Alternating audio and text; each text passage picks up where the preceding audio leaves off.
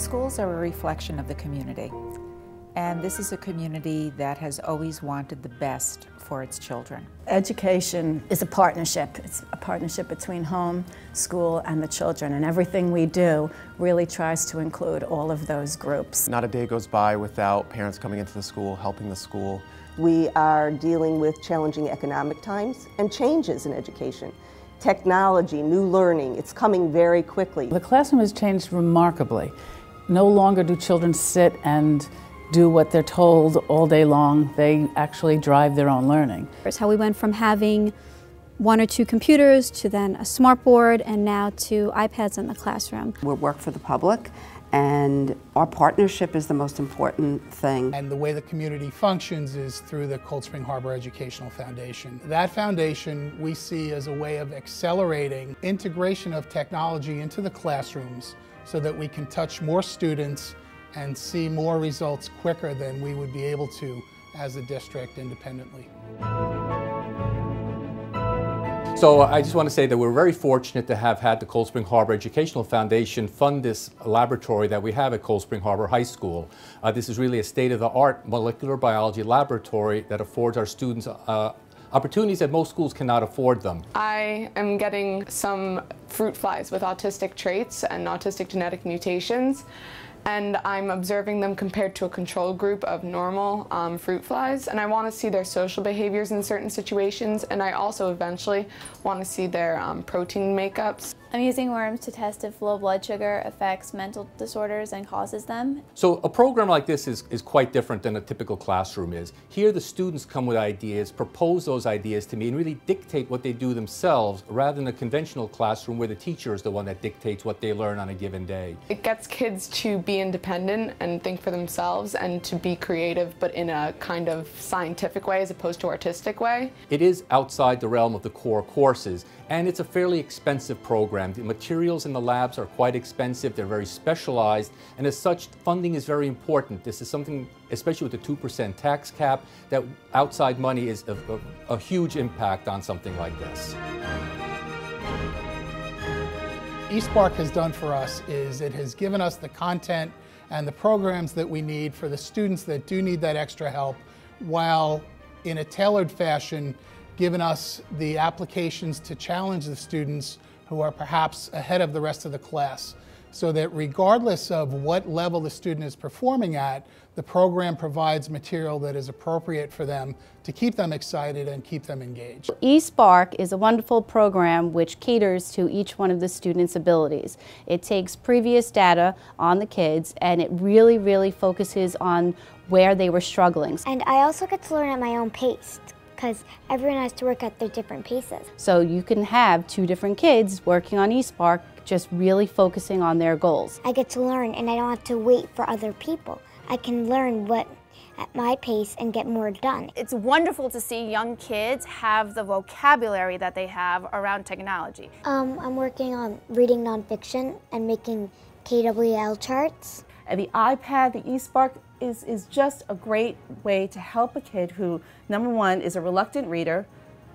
They love technology. iPads give young kids a very strong voice in schools. Because I'm learning by myself, and if I don't understand, I can re-watch the video or redo the app. Having autonomy, learner-led activities provide children with confidence. I do this by myself, and they give me directions. I like that I get to choose what I want to do during certain times that we can choose. Well, it makes me feel more proud of myself. Their thought is probably that they're going to get to play on iPads, and the reality is while they're really learning on iPads.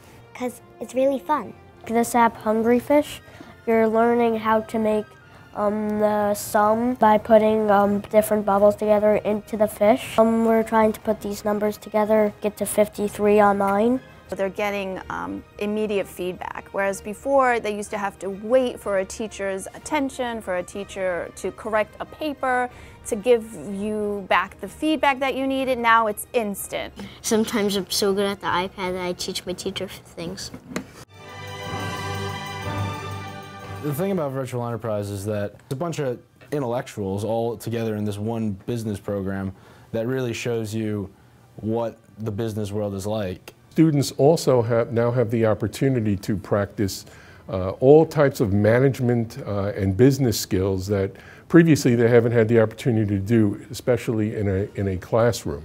So we had to do a tremendous amount of work. We had to make the product, we had to start the business, we had to get all the financials done. We built the company from the ground up, from marketing, finance, administration, human resources. This goes beyond a straight-laced business accounting class. This is all about kids connecting with other schools, creating a business. It's unlike any other learning you've ever had before because your teacher isn't your teacher, she's the facilitator, so you don't come to her, ask her questions as a teacher.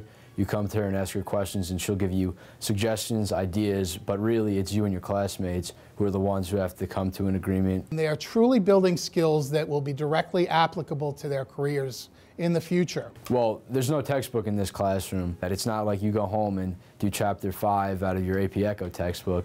You're going to go home and you're going to think, hey, what do I have to do tomorrow to help the class and help the team get their product out? Looking at, one of the students was saying, I saw a candy bar, you know, I look at my Kit Kat differently now.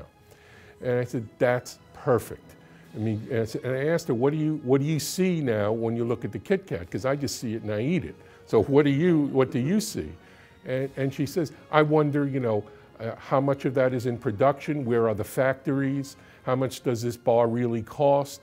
How are they marketing it? Well, it's huge and it's coming into play when I'm deciding like what colleges to go to. Some colleges don't offer the same programs I want now, and like I only know that from this class. It's real experiences and you're learning how to solve problems for yourself, not without a teacher helping you. And that's really valuable because in the real world, you're going to do your job or you're going to get fired if you don't. It's a lot of hard work with everything that goes into it, but at the end, it's very satisfying knowing that you did a good job.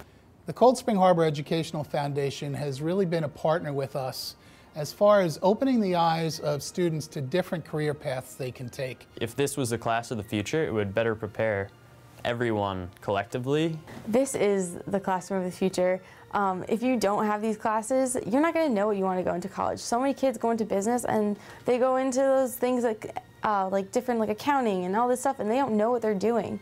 Without this class, I would be going into college blindsided. School is also now going to be about how to prepare you to have skills for careers that don't exist yet. One of the most important things we're doing in order to give our children the future that they deserve is to work with an educational foundation, and these are people who are committed to making our schools the best that they can be. 6 iPads assigned to a classroom, we might have 18 students there.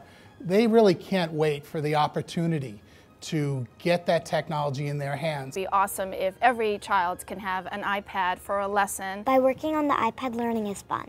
In the end, obviously, it's really all about the kids. To be competitive in a global market, our kids have to be able to use technology effectively. Primary goal is to really give children the best educational program that we can to keep up with changing times and the challenges of the times.